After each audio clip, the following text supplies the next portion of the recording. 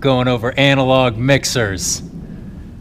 This is the Behringer. This is the one we most commonly use for all of our smaller shows. The great thing about Analogue is that there's a knob or a fader or a button for everything. So you can see exactly where everything's going and where everything's set all the time. With a digital mixer, everything's buried in layers. It gets a little more confusing, but all the digital stuff is built on this. So once you learn this, it's a lot easier to pick that up. All right, the signal flow, which means we're talking about the electricity, and the electricity generated from a microphone is what we're talking about with this guy.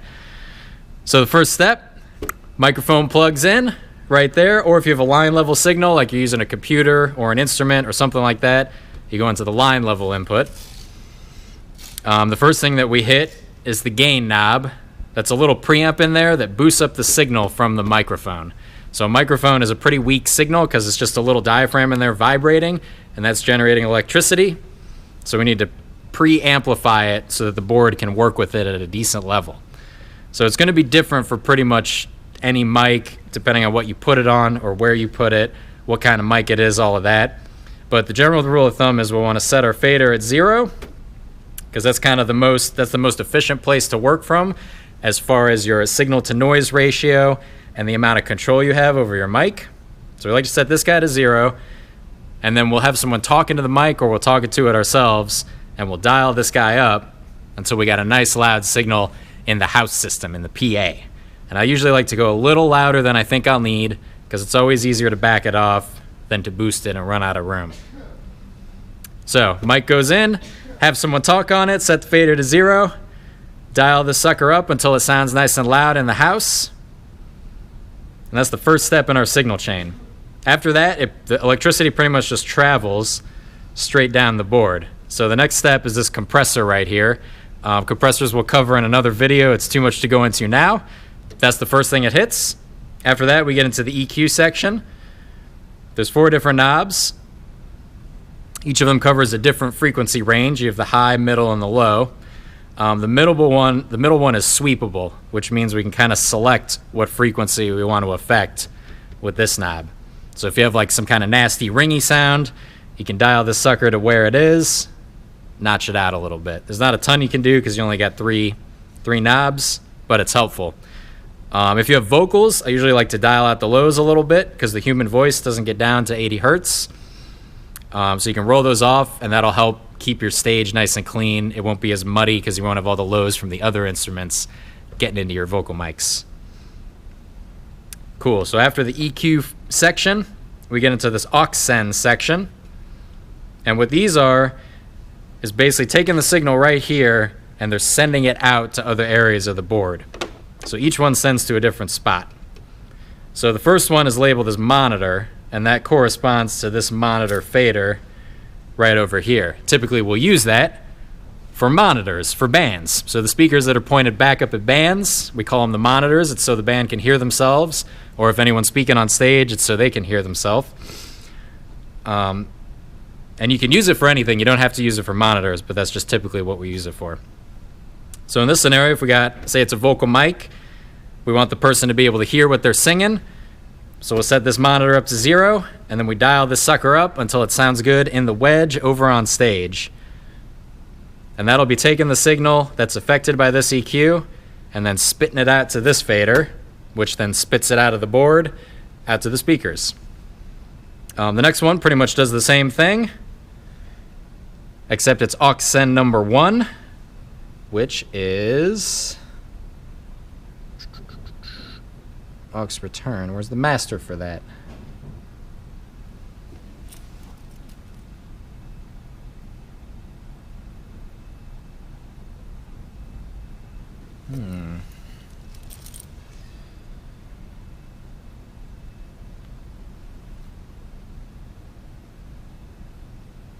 Oh, Aux Send.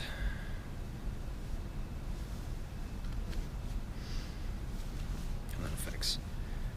So Aux Send number 1 sends over to this. It doesn't have a fader. It has a knob for its master out.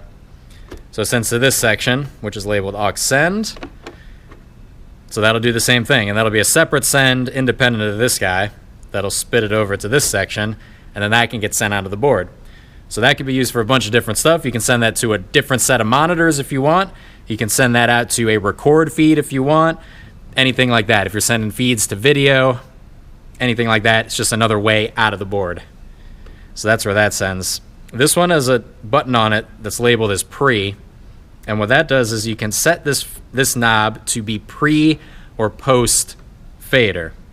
What that means, if you're sending it post fader, it means whatever you do to the fader is going to affect that send over to your aux section. So that's good for if you're doing records. So say you have a podium mic in here, you've got this dialed up, a nice hot signal sent into your records, and then someone gets up on the mic and they're just way too close and they're super loud, so you bring this guy down. So now bringing that down will affect your record feed, which is good. You don't want it to be super hot in the records even though you brought it low in the house. So that is called post fader. That's with the button up. When you push it, it becomes pre-fader. And what that means is whatever you do with the fader to affect the house system is not going to affect what's being sent from this knob over to the master aux.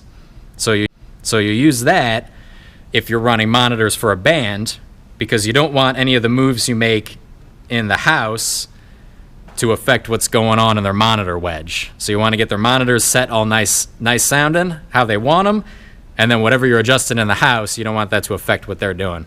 So that's what you would use pre-fader for. And these are selectable. I believe this first one is just always set to pre-fader. So that one you don't get a choice. Cool. Third one. This one's orange, labeled as effects, and that corresponds to the effects unit in the board. So that's basically for adding reverb or delay or any kind of effects. Usually we just use reverb for vocals on something simple like this. That's the same thing. It'll just take the signal right there. It's independent of these guys. Dial that sucker up. It'll spit over to this effects section. And then the effects section gets returned to here. So it bounces out, hits this section over here, and then that outputs to this effects fader, and then from there we can send it wherever we want. Cool. So that's that whole section there. The last thing in line is the pan. That's pretty obvious. You can pan it to the left, to the right, and that'll affect what's going over to your main mix over here.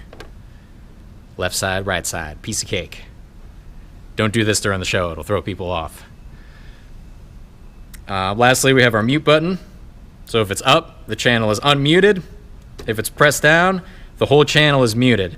And the mute should affect all of the aux sends too. So if you're sending out to records or you're sending to their monitors and you got things routed to the effects, when you hit that mute button, it essentially shuts off the whole channel so those things will stop sending. So you want to be careful with that.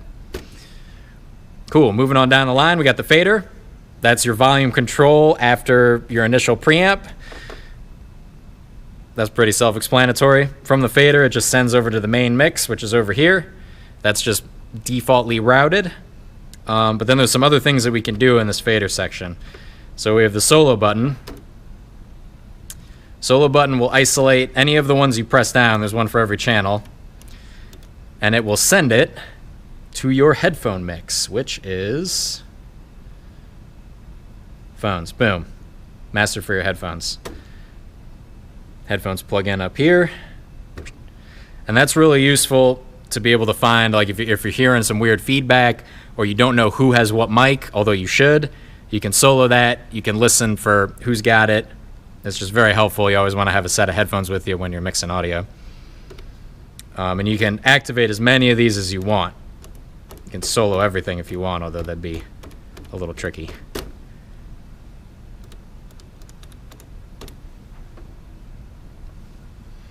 All right, after the solo section, there's a button that says sub, and these are your sub sends. So they're basically doing the same thing that these are doing, except you don't have any volume control. You basically just switch it on. It comes right after the fader, so whatever volume this is set at is how it's going to send, and it spits it over to these two guys that are labeled sub 1 and 2. So these you can activate to act as a left-right if you'd like, so that any way you pan this, it's going to affect the send to these two. And then that's just another way out of the board. So that could be like another set of speakers. It could be like a front fill set of speakers, like speakers on stage. It could be delay speakers. If you have a really long room, you can put another set of speakers closer to the back of the room to get the people sound back there. So that can be used for all kinds of stuff. Could be sent to records, whatever. Cool. The last button says main, and in order for the fader to send over to the main mix, you got to turn that on. So if you push that down, send it to your main mix, and then the main mix generally we patch into the house PA. So that's pretty much the whole signal flow through the board out to the main mix. So some other stuff that we got going on here. We have an EQ section, a graphic EQ. That's this whole section right here. That affects everything going to the master fader. So that'll affect pretty much all of your channels when you put that on. So you really only want to use that to notch out problematic feedback areas, or if the PA has a weird sound to it, or there's weird room sounds, like you got to build up in like the low end of the room, you can notch some things out with this. In order to use it, you got to actually push this button that says EQ, turn that sucker on. These things will light up, and it'll affect anything going to the main mix. We'll do EQs in another video to cover how to use them. Some other things you can do. What do we got? We got 2-track in, which is basically just a 2-channel audio source you can patch straight into the board. It doesn't have its own fader to control the volume, so pretty much whatever volume you send in is what's going to feed into the board. And that sucker you can route to a couple different places.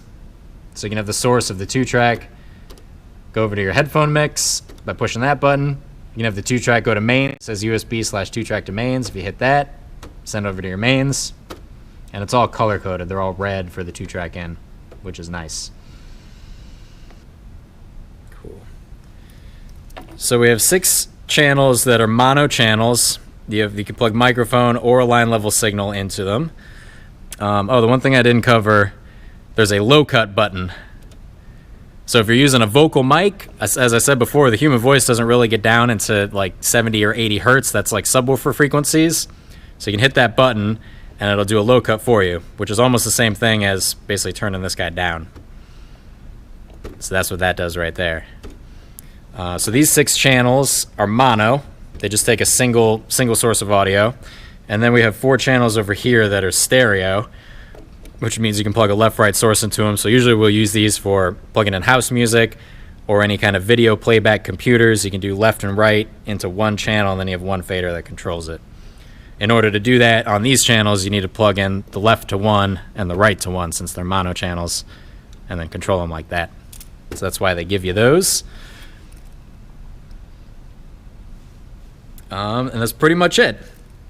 The other things we can cover are outputs out of the board. So we know how to route things in the board, but then where do they go after these faders?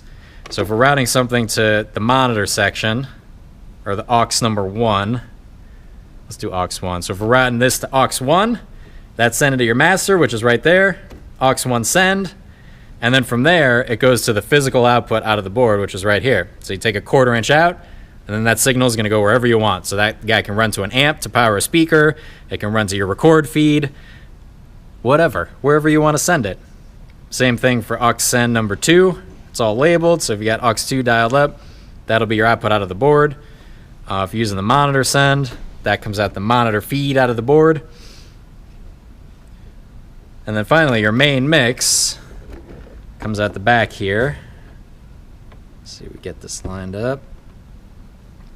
So main outputs right there, left and right. These are balanced outputs, which we'll cover in another video. You also have main outputs left and right here. It's the same outputs, but they're unbalanced. They're 1/4 inch.